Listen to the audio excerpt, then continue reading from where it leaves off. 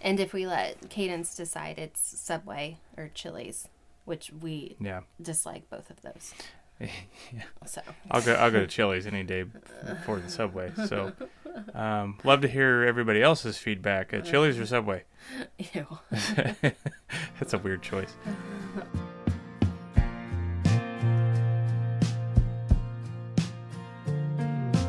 Society's family unit is in crisis as less and less people are making the commitment of a lifelong partnership together. It has been normalized, encouraged, and easier than ever to just throw in the towel when the going gets tough. With time at a premium, start by spending 20 minutes per week gaining thought-provoking inspiration towards a journey of self-improvement, ultimately improving your marriage, your family, your health, and your home.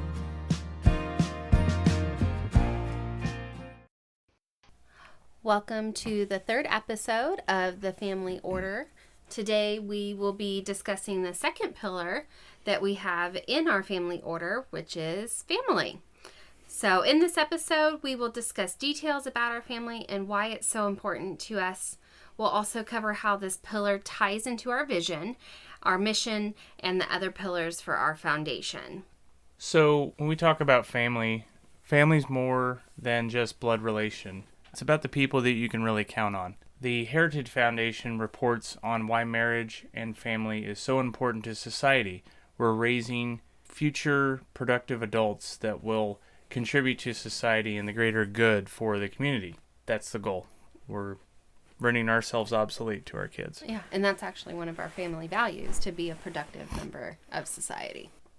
The Family Access website notes that a family structure has a hierarchy that promotes growth and learning. There's an exchange of support and resources as it creates a solid foundation. There are many more reasons that may seem obvious, but we don't think about them very often. Giving you that consistency, that foundation, the support to move on to bigger and better things. I tend to think of Maslow's hierarchy of needs, if that tickles your fancy.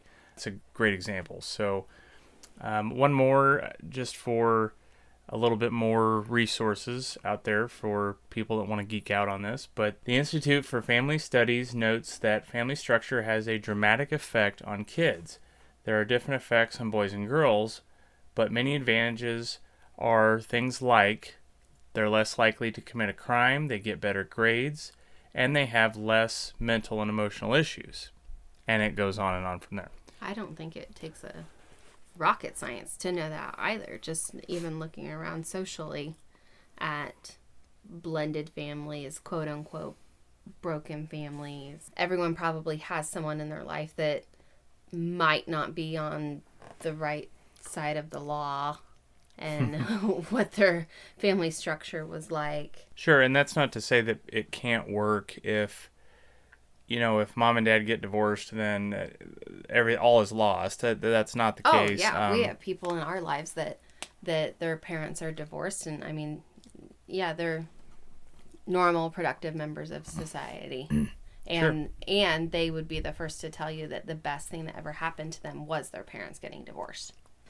So we want to give you guys a brief family history, especially if you're not familiar with us. We won't go into a bunch of nitty-gritty detail. All of that stuff will kind of come out throughout our series and specialty episodes that we go through.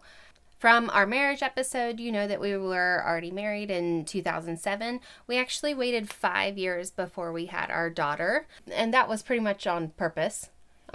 We had always said that we wanted to be married 5 years. And so we were able to establish ourselves as a married couple first before starting our family, graduate college, move to the city that we wanted to live in and start what we thought would be our careers. And then we lost track of time, I like to say, and waited 8 more years until we had our son. And we were trying for a while for him as well, but basically we started trying once our daughter was old enough to start asking for a sibling constantly. And we decided, okay, well, our circumstances are never going to be perfect, so we might as well grow our family It was definitely always the discussion that we would have 2 children. We never wanted to have an only child, no matter how difficult some days got, and we thought that we wouldn't want another one, but we always did want to have 2 children. And I don't know, maybe someday if the circumstances present themselves again, we might even have 3. I'm not promising anything though, so as much as Ben would want a third, that in the 15 years we've been together, the discussion has always been 2 children. But if we were to be blessed with a third one, I don't think I'd complain too much, as long as the circumstances were good. The basic thing that Ben and I have always discussed in the last 15 years is we wanted to make sure that the course for our family was different than that of which we grew up with. And that's not a knock on our parents or anything. We think that each generation does try and provide a better life for their children than what they had. And so we want to do that for our children as well. We want to be able to provide for them differently than how our parents provided for us. And that could be financially, physically, emotionally, and just do better for them than what we had. One of the ways that we did that was moving out of our small town that we grew up in and going to a place where we felt there was more opportunity for us to grow in our careers, and also be able to experience the world a little bit more than what we were able to do as children. Our family structure, so this is just the 4 of us. We're not going to go over the extended family. This is the logistics. So this is, yeah. So Allie's a structure person, so we'll give it some structure. So the example would be, for us, we have, a lead on different things because we have to divide and conquer. And KJ is old enough, whether it was accident or intentional, either way, she's old enough to be a good help around the house, and she has certainly stepped into that role a lot more. We each have our roles in the house. For us, what seems to work best and what we've sort of, I think, always gravitated towards, especially in difficult times or stressful times, if you will, is that we have someone who's more of the lead parent, someone who is the breadwinner. We have to decide how we're going to split things out and make final decisions more than just where are we going to eat tonight, because somebody does usually have to just take the lead on that one. It'll go round and round forever, and you all know who you are. And if we let Cadence decide, it's Subway or Chili's, which we dislike both of those. Those are just examples. That's how we divide and conquer. Since I've typically worked more hours, earned the money, Allie's had to take the role of leading with the kids. That's KJ's homeschool schedule, that's baby schedule, that's certain activities around the house. It could be Girl Scouts, it could be a number of things. We do have to divide and conquer, but we really try hard, and we are not perfect, but we try hard not to keep score or try to keep track of who's doing what and how many times. If the dishes need done, you just do them. Mm-hmm. If trash needs taken out, yes, I typically do it, but that's not to say that Allie won't do it or can't do it. It's the same with many other things around the house. Allie will dive in and make the beds usually, and KJ started making hers, which is great. So we each have a role, and that's what we're teaching her, is that we each have our things, sure, that we prefer to do or that we tend to do more often, but we both can cook, we both do dishes, laundry, and a number of other things for the kids. She has a role too, and Braden will as well. When they get older, they have to realize that you have to contribute as well. You're part of this family in this house. So that's just how we do it. That's been our structure that works for us. I know everybody's probably got a slightly different version. And I think that we're good at reading each other too, as well. Like, let's say that we do sleep in or something and it's a little bit of a stressful morning. You might not pop downstairs. You might stay upstairs and help me so that we stay on track, making the beds or keeping Cadence on track for what she needs to do. So that's the main thing that we're trying to teach Cadence is if you see something that needs to be done, do it. Don't wait for someone else to do it. Don't be Mm-hmm. don't be the person that keeps adding to the trash can Mm-hmm. until it finally topples over and then it's time to take it out. Like that, I don't think that's ever happened in our house. I mean, the other day, for example, Braden's diaper pail was getting a little full, and to the point where I was literally stuffing them in there, and I was like, okay, this is ridiculous. I need to take this out. But with babies, you get caught up in different things, and so I took it out. Not a big deal. I didn't Yeah. tell Ben that I took the diaper pail out. Look at me. Or you didn't text me from upstairs to have me come upstairs and go into his room and get it and take it out, and then so I could get back down here to work. Yeah. Because I know there are people that probably do that, and I know it's a little silly of an example, but it's not hyperbole. There are people that do that, and I guess if that's okay with you, I'm not going to judge it. Everybody's but in charge of adding to the grocery list. Yeah, if you have use to. the last of something, you better add it to the list. It's not, you don't tell me to add it to the list. You just do it. And that's an important way that we keep our family moving forward, and a way that we are so productive throughout each day. In addition to now adding our daughter being home with us all day, she's able to add a few more chores into her day that help with the family dynamic versus just us being gone all day, and for 30 minutes at night it's a huge rush of chores type of a thing. Sure, and I think it ties into our family dynamics really well, because we do tend to lean towards that sort of traditional male and female, mother and father roles. I'm probably more of the fun one. I'm rough and tumble. I'm doing some of the, those fun activities, while mom has a little more of the OCD about certain things. But that is important too, because it keeps things in order, it keeps things on schedule, and it really helps set the rules. So that is a big help to the house too. I don't think that there's a negative connotation to either. Dad, he's he just roughhouses, and he's the fun one, and he's the fun parent. Yeah, but then he and runs stuff. away when somebody's crying. Yeah, or something. or mom is so strict. She has OCD. It's always this. I think that we balance each other out very well. It doesn't mean that one can't do the other. I just prefer not to roughhouse. Well, Braden's going to be bigger than you soon, so that boy's growing. And so a lot of the keeping things in order, setting the rules comes from my anxiety as well. But when it comes to the big rules, those are decided as a family, and the big rules tie into our family values and what it means to be a Bill-U. And one thing I would also call out, as we're talking about juggling all these responsibilities and who does what. One thing we've had to be really careful of, because we fell into this trap early on, and we've had to, I guess you'd say, revise this or try and just change our thinking on it, is that we're not going to play good cop, bad cop. There's not going to be somebody who's the enforcer or the bad parent, the mean one. So we've had to be really good about trying to make sure we do that, because kids will try and play you against each other sometimes, and if you're not careful, that'll cause some issues. So that also speaks to our communication.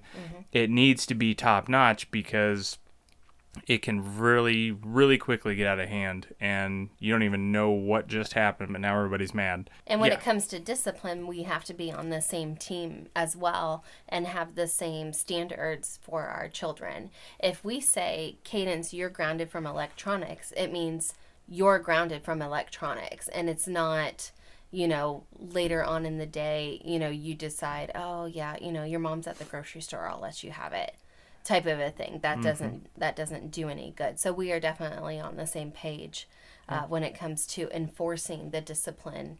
And we each get mad. We each have our moments that we maybe go a little too far, but we have to be a united front for the kids too. We pull each other aside later and say, hey, maybe that was a little strong.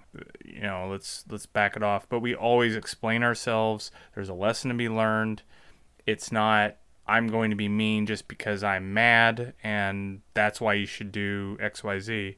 And I think that, just for a side note, I think that we've developed that a lot over the years. I will be the first to admit that I went through an angry mom phase, and my wake up call was slamming my hand on the granite counter and nearly breaking it because I was so upset. We do not spank, we do not swat. And that's purely because we don't feel that there's any benefit to it. We feel that you can get your point across with words without yelling, as I have learned in the years, and you can get your point across without being physical with your children. And that's a respect thing. If you respect your children, they will respect you.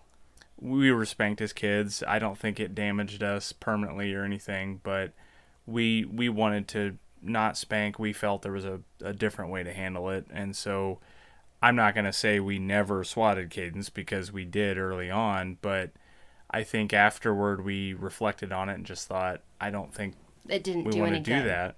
What did it do? Did it do any yeah, good? no. No, it didn't do any good. No, it made her physically afraid of us is what it did. So it's a quick way to get your point across, to get them to do what you want them to do in that moment, but they don't necessarily learn the lesson later on. Moving on to our future of our family, where do we see ourselves going?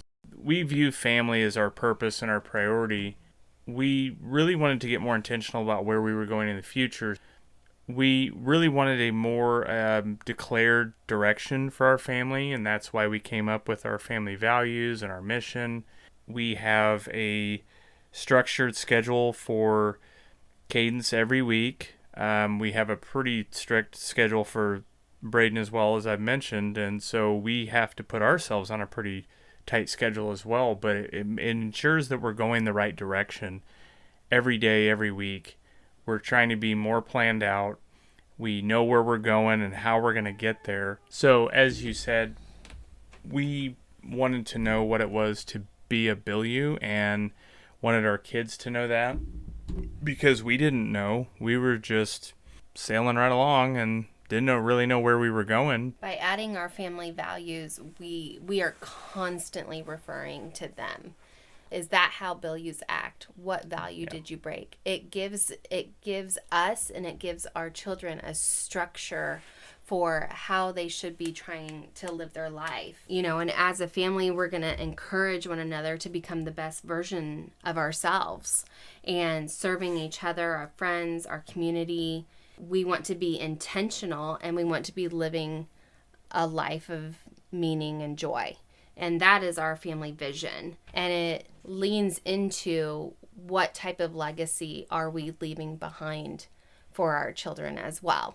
Yeah, because you may not know what your family stood for, what were your principles. I would pose the question that how many of you have been a part of a family or had family members that you didn't really know all that well. They didn't really seem to stand for anything. Eventually, you may have some memories of them, but you really don't even know how to describe it. And I worry that we were on that path with our family, that someday if we were to pass, what would our kids say about us? I mean, would they even know how to describe it? Or is it just, they kept us alive until we moved out of the house, and they kept us alive. We did a hamster wheel every day. They worked at the same jobs forever and never really got anywhere, and that type of stuff. We were always tight on money. Yeah. Oh yeah. I mean, I did that sport for 1 year, and I did this sport for 1 year, and yeah, I went to a couple of those meetings and stuff. Versus, yes, my parents were involved in my life, but they didn't overdo it. I wasn't involved in every sport and every activity. The ones that I was involved in and the ones that my parents helped me with were meaningful and contributed to my community and gave me the structure and the teachings and the learnings that you can't get in school. Obviously, our biggest focus is that we want ourselves and our children to be on a path of growth and improvement and enhancing the tribe around us, which expands to the common good of our community. And we've not always been highly involved in that, and it's something we're looking to grow into more ourselves as we try to expand beyond just our neighbors or our immediate friends. I think it goes further than that. For this week, we have another SWOT analysis for our call to order. We did the SWOT analysis for our marriage, and we're going to do another one for our family. Now, in order to get the blank SWOT analysis, in order for you to fill out for your family, you need to join our Facebook community, which is the Family Order community on Facebook.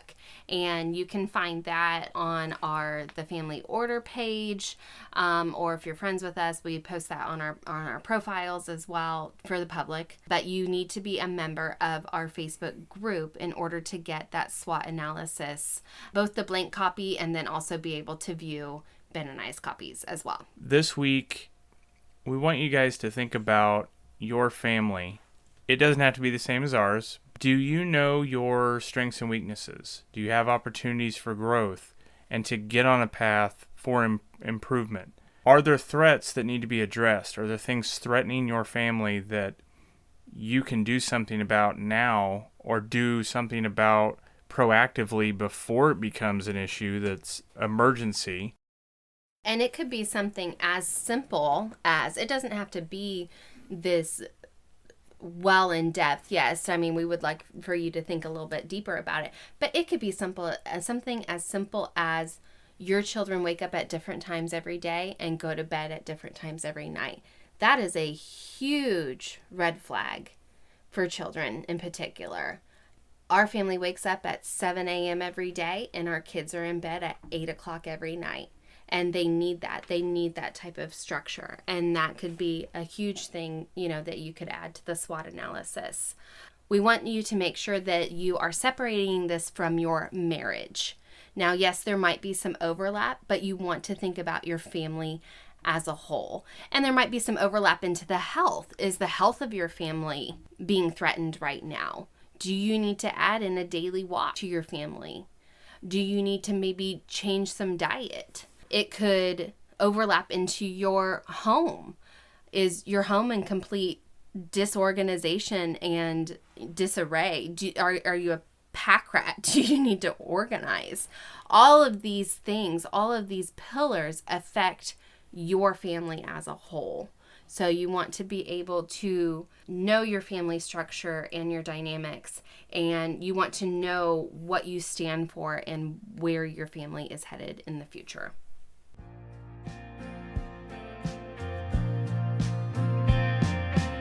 If you're ready for your marriage and family dynamic to thrive and not just survive, all it takes is 20 minutes or less joining us each week. It begins with a journey of self-improvement while you sit in the carpool lane, commute to work, squeeze in a workout, or get halfway through folding that laundry pile. Be sure to check out the blog at thefamilyorder.com and follow us on Facebook at The Family Order. If you're ready to start your journey, be sure to click subscribe so you don't miss new episodes every Monday.